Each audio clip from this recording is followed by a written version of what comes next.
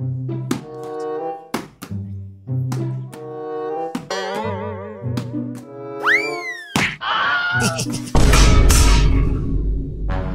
তোমার কপালে কষ্ট আছে, ধর তো ওকে।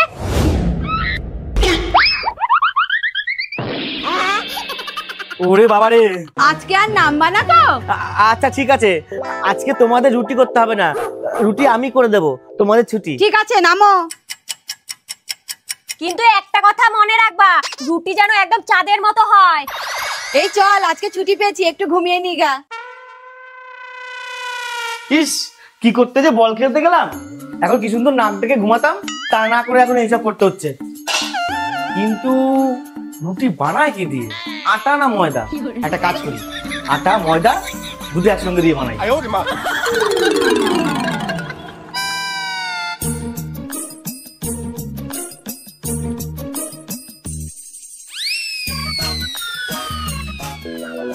রুটি যেন একদম চাঁদের মতো হয়।